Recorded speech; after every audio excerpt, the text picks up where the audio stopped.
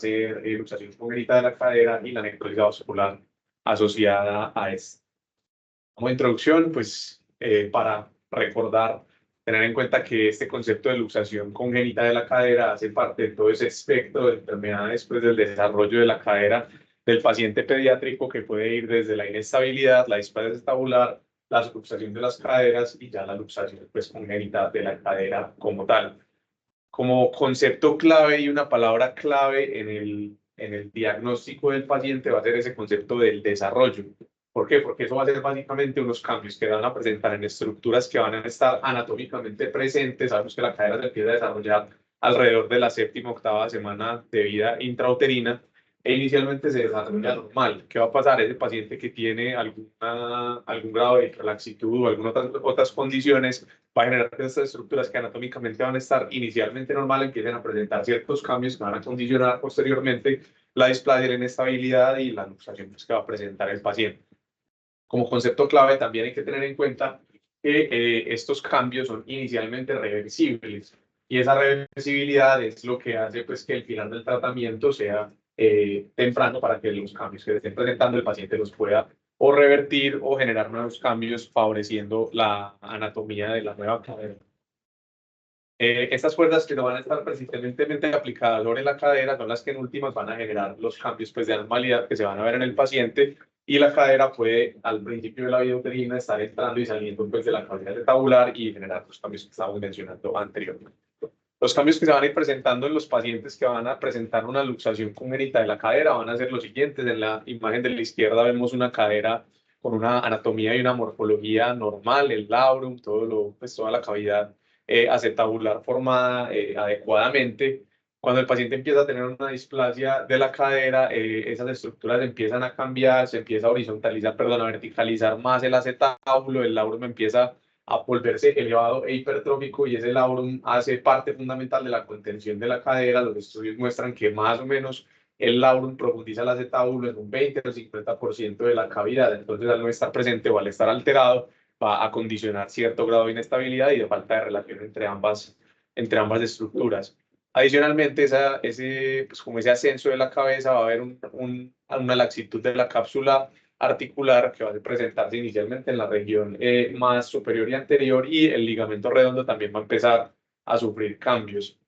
A medida que van avanzando los cambios, ese labrum empieza a presentar una eversión y una hipertrofia y la cápsula se va volviendo más distendida y adicionalmente empieza a aparecer esta estructura que es como la grasa o del pulvertap que también van a condicionar limitación para la reducción de la cadera en su localización. El ligamento transverso también empieza a presentarse alterado, limitando también la reducción de la cadera. Y el otro concepto importante que vamos a ver también ahorita en otra imagen es esta forma como de reloj de arena que se empieza a presentar en la cápsula articular, que genera pues básicamente como un estrechamiento en la cápsula que no impide que la cabeza reduzca nuevamente en el acetábulo. Esa formación del reloj de arena va a estar principalmente condicionada por las estructuras externas o extraarticulares, principalmente el iliopsoas, que van a generar como una zona de presión en toda esa parte media de la cápsula, condicionando como esa deformidad del reloj de arena y que la cabeza no sea capaz de entrar nuevamente en la posición. Los vectores de fuerza adicionales que se van a presentar en estos pacientes, que van a limitar también que la cadera vuelva y entre a su sitio, van a ser toda esa musculatura abductora del glúteo y todo lo que nos esté desplazando el fémur hacia proximal, como lo son los aductores y el mismo iliopsoas. Entonces, a medida pues, que va pasando el tiempo, estas estructuras se van contracturando y volviendo más cortas, que luego pues, también van a condicionar que la reducción sea un poco más difícil. Acá vemos nuevamente pues, el pulvinar fibrograso en el acetábulo, el labrum cómo impide pues, la parte de la reducción y las adhesiones capsulares que se pueden presentar en el paciente. También el paciente pues, con la displasia puede presentar de cierta forma algún grado de anteversión que va a limitar y a disminuir la posibilidad de la reducción.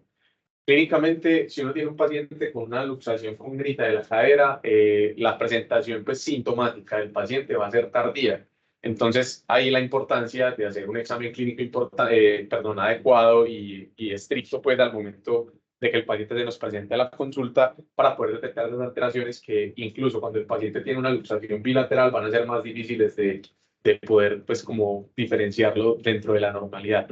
La sintomatología va a ser tardía básicamente pues porque al no estar articulando en la cadera pues no van a haber esas cargas anormales que le van a generar dolor al paciente y la limitación de los arcos de movimiento, por lo cual son menos sintomáticos incluso que los pacientes que están subluxados. Clínicamente, ¿qué vamos a buscar en el momento del examen pues del neonato? Vamos a buscar el ortolani, que básicamente es una cadera que está luxada y uno la reduce. Eso nos habla de que la cadera estaba luxada y se puede reducir, o el Barlow, pero el Barlow es más que todo para caderas inestables, no tanto para la luxación, que son aquellas caderas que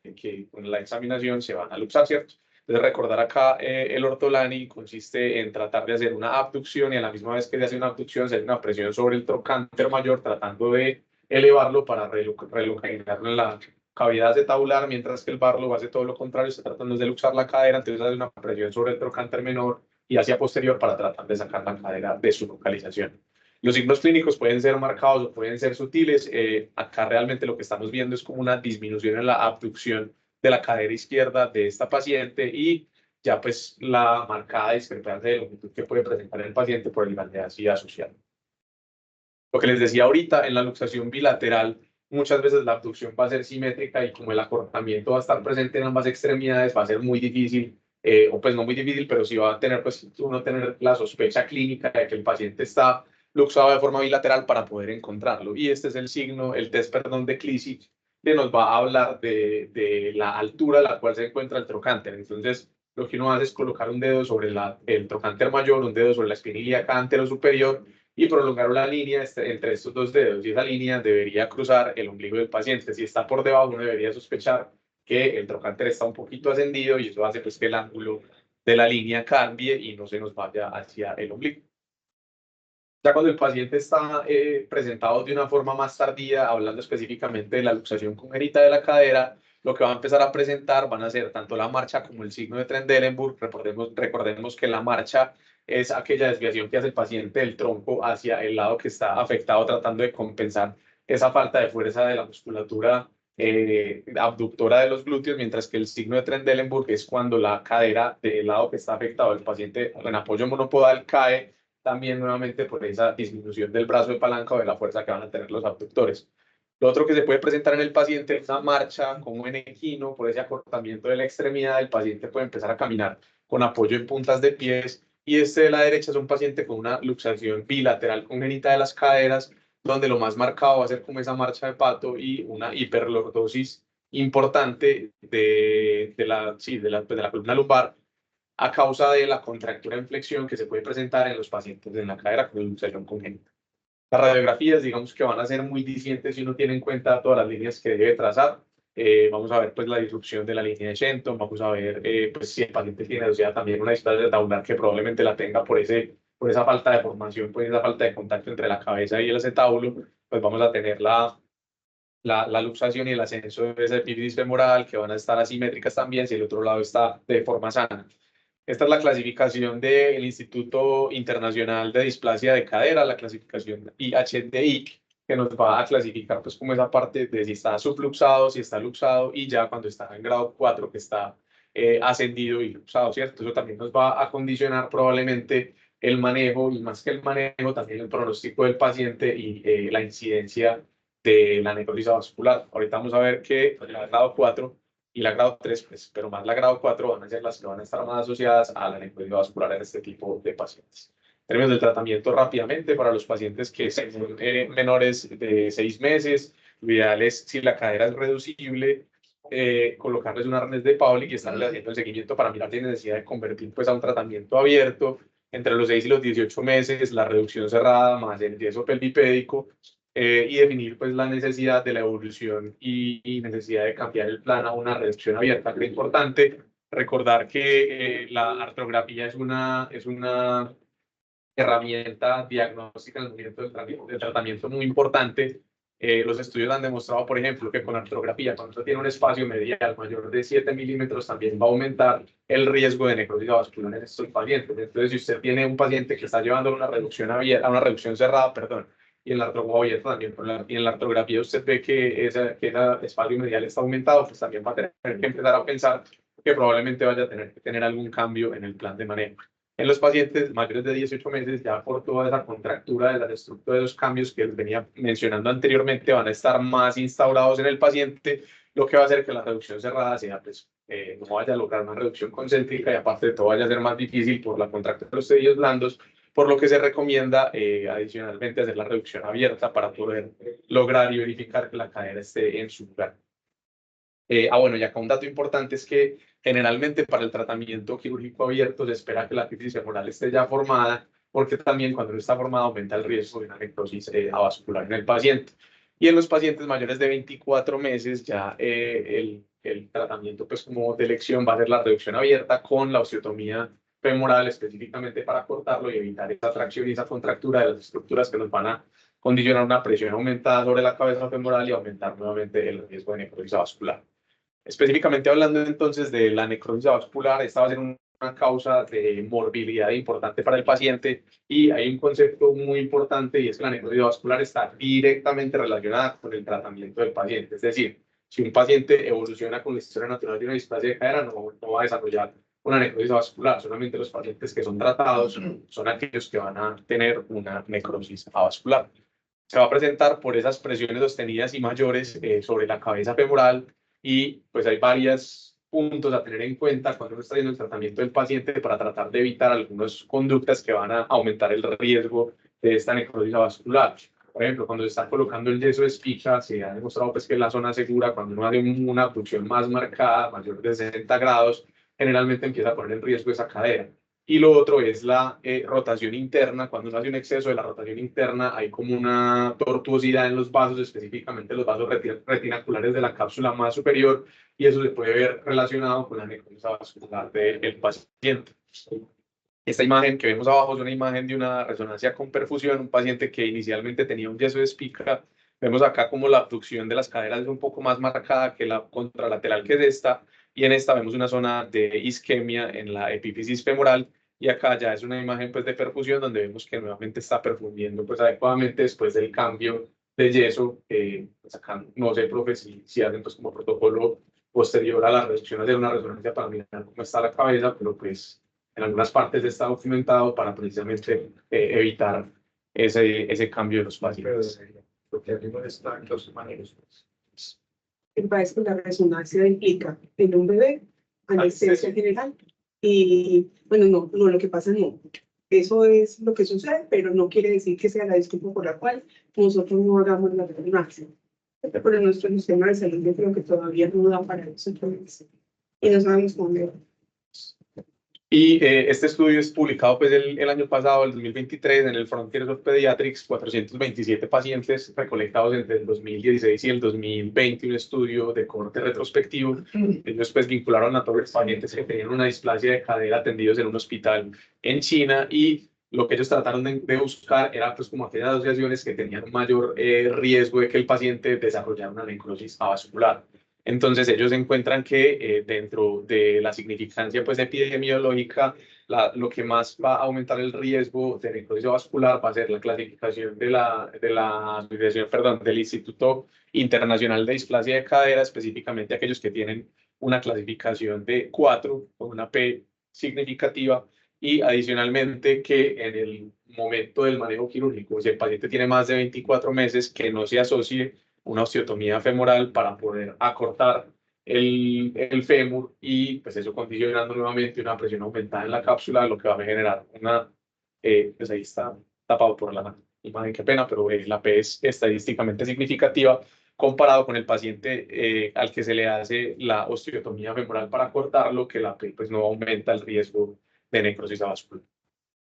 Clasificaciones hay muchas, está la de Salter, esta es la de Camalchi, en la cual pues va a haber una tipo 1 que realmente es como una isquemia secundaria y unos parches segmentarios que en general el paciente recupera adecuadamente, entonces generalmente la pasan por alto porque no tiene una significancia clínica importante para el paciente. En la clasificación grado 2 lo que va a haber es un compromiso específicamente de la epífisis en la región más lateral, generando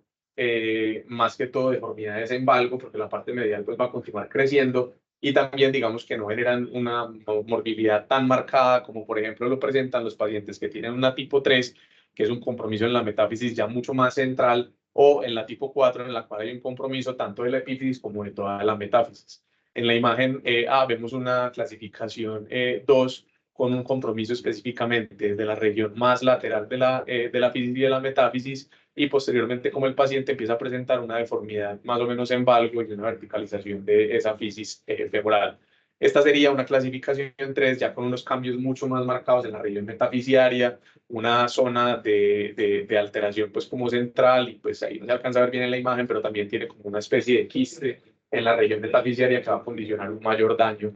de esta cadera. Esa es la evolución del mismo paciente. Vemos como posteriormente empieza a presentar ya una coxa magna, una coxa breva y una coxa vara con un ascenso importante del trocánter mayor, que va a tener como implicación esta necrosis avascular en el paciente. Entonces, usualmente la distancia que hay entre el trocánter y el centro de rotación de la cadera va a ser más o menos el doble del radio de la cabeza femoral. Al disminuir esta distancia, pues digamos que el arco de movimiento va a estar comprometido, y adicionalmente la fuerza y la palanca de los abductores va a estar también comprometido. Lo otro es que la distancia, se acepta que esta distancia entre la superficie articular y el trocánter mayor es más o menos de unos 11 a 15 milímetros, y cuando este trocánter empieza a ascender, que no es que crezca más, sino que simplemente el resto de la cabeza no está creciendo adecuadamente, pues también va a generar esa alteración en el brazo de palanca de la cadera, y pues podemos terminar con deformidades similares a las deformidades que se presentan en la enfermedad del Eckert-Bertis. Esto en últimas, que va a condicionar, como dice el profesor Asa, pues en sus conferencias, la cadera es un equilibrio perfecto entre estabilidad y movimiento, y esas alteraciones van a generar, pues digamos, unas zonas de carga anormales en la cadera que nos van a condicionar cambios artróficos más tempranos y una limitación en el arco de movimiento. Eso en últimas, ¿en qué va a repercutir en el paciente? En dolor, pues en la sintomatología que vayan a presentar con cojera adicional. Dentro de las opciones de tratamiento para la necrosis vascular, específicamente en el caso de la luxación congénita de la cadera, se describen múltiples opciones de tratamiento, dentro de las cuales destacan la fisiodesis del trocánter mayor, reservada principalmente para pacientes menores de 5 años, aunque últimamente hay literatura que la soporta hasta los 8 años, pero pues faltan como estudios para aclarar si realmente sí tienen un desenlace favorable para los pacientes. Lo otro es la distalización del trocánter, que para la distalización del trocánter se requiere que el paciente cumpla pues como varios criterios, entre los que se encuentran que sea mayor de 8 años, que tenga un Trendelenburg, que sea reproducible, es decir, que uno vea el signo cuando evalúe el paciente, y que tenga una cojera. De lo contrario, pues uno debería tratar de evitar distalizar el trocánter. Respecto a las deformidades similares a PERTES, estos pues, son como unas imágenes de algoritmo de manejo que salió el año pasado en el EFORT sobre preservación pues, de la cadera, y pues dependiendo de lo que tenga el paciente es que uno va a tratar de manejar la deformidad que tenga. Esto se viene pues como mostrando en la literatura desde tiempo atrás. Esto es un algoritmo de manejo del doctor Gans pues en el 2012, que presentó una serie retrospectiva de 53 pacientes, 51 pacientes, perdón. Él pierde 20 en el seguimiento por falta pues de seguimiento adecuado, y dependiendo de la deformidad que presente el paciente, pues uno va a ofrecerle un tipo de manejo. Entonces vamos a recordar que el paciente que tiene una deformidad similar a PERTES, o pues por PERTES también, van a tener patología que va a ser intraarticular, extraarticular, y también van a tener patología acetabular, y dependiendo de lo que tenga, pues uno va a ir a tratar la deformidad que presente el paciente. Entonces uno puede presentar deformidades tipo CAM. En este caso, el doctor Gans las maneja con una luxación quirúrgica de la cadera y una remodelación de la deformidad. Si el paciente tiene un pincer, pero inducido por la cabeza femoral, que se va a dar principalmente pues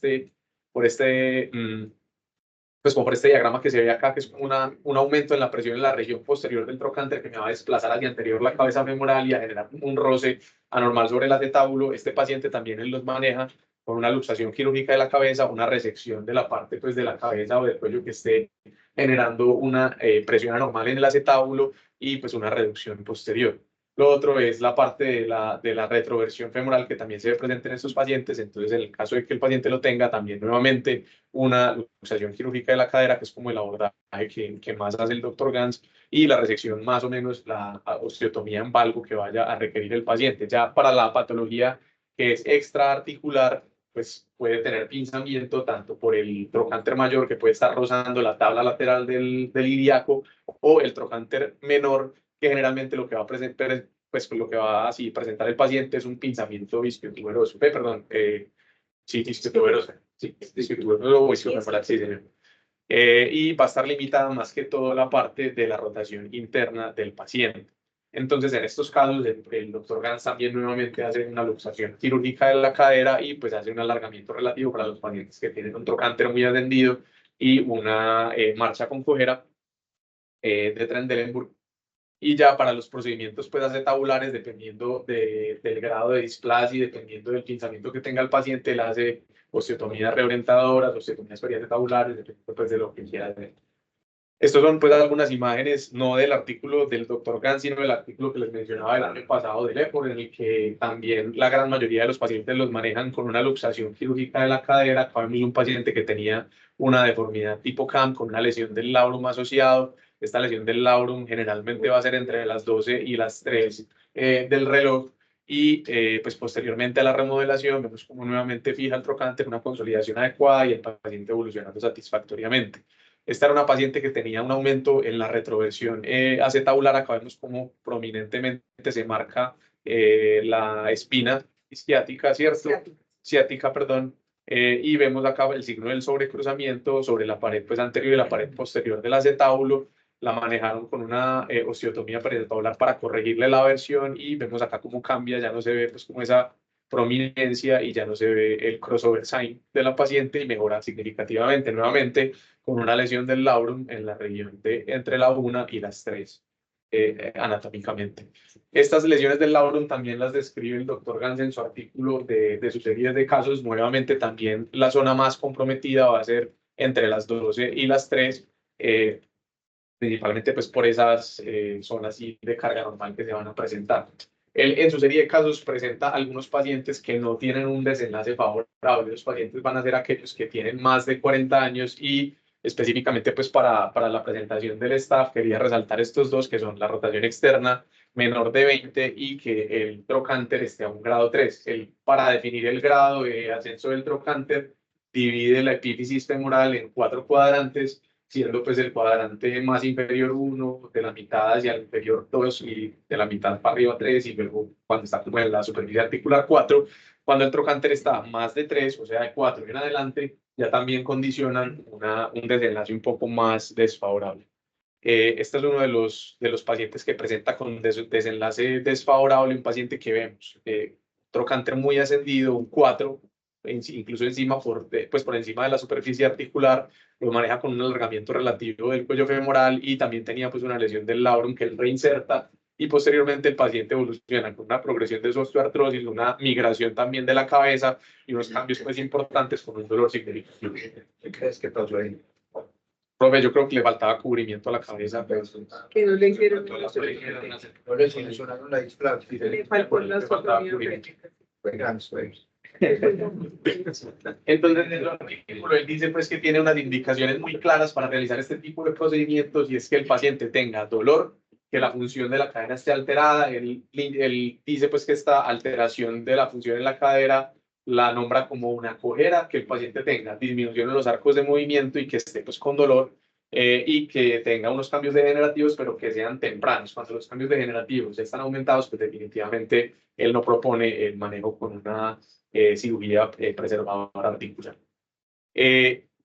Como recomendación, la toma de imágenes 3D para poder evaluar adecuadamente estas deformidades que son muy variables pues dependiendo del paciente, a pesar de que es un patrón pues como en común, van a tener pues como ciertos puntos de apoyo mayor y eso pues es lo que uno en últimas va a tener que ir a buscar para tratar de manejar. Y me encontré también con este artículo publicado en el 2022 en el cual hacen una luxación quirúrgica de la cadera, pero el procedimiento que realizan es un Morsher con una valvización y una distalización del trocánter mayor. Nuevamente también lo quise traer pues específicamente por el caso que ahorita vamos a ver. Esta es una serie de casos de 21 casos del 2014 al 2018, pacientes entre los 9 y los 30 años, de los cuales tenían pues deformidad de PERTES o PERTES-like deformities, perdón, o deformidades similares al PERTES por necrosis avascular, específicamente posterior al manejo de una displasia congénita de la cadera. Ellos acá muestran pues que la luxación quirúrgica de la cadera es una opción, digamos, adecuada. Uno puede extender el abordaje para tratar también la parte acetabular y lo que permite exponer también la superficie articular y manejar cualquier tipo de alteración que pueda presentar este paciente, como sean pues lesiones osteocondrales o cuerpos libres de intracetabulares. Ellos en este procedimiento adicionalmente pues valgizan el paciente, distalizan el trocánter y acá esta era la tabla pues como que les quería mostrar específicamente de este artículo. Ellos muestran una mejoría significativa en el Harris Hip Score y adicionalmente para la discrepancia de longitud tienen una corrección importante. Inicialmente los pacientes se presentaban con una discrepancia de 2.5 más o menos 0.087 y posoperatoriamente solamente tenían una discrepancia de más o menos 0.6 centímetros. Lo otro es el Trendelenburg en los pacientes que fueron llevados pues, a esta cirugía, solamente 3 quedaron con Trendelenburg posterior al tratamiento quirúrgico con la valgización y la distalización del trocánter mayor. Como conclusiones, la luxación congénita hace parte pues, de ese espectro de displasia de la cadera, requiere una detección y un manejo temprano para favorecer pues, los resultados de los pacientes. Hay que tener en cuenta que esa necrosis vascular está específicamente relacionada con el tratamiento. La historia natural de la luxación congénita de la cadera pues, no se va a presentar la necrosis vascular solamente si se trata al paciente. Hay opciones múltiples del manejo y van a depender específicamente de la configuración de la deformidad que tenga y va a depender pues, de la comodidad del cirujano y del pues de la experiencia que tenga para manejar este tipo de deformidades, para elegir el manejo que le vaya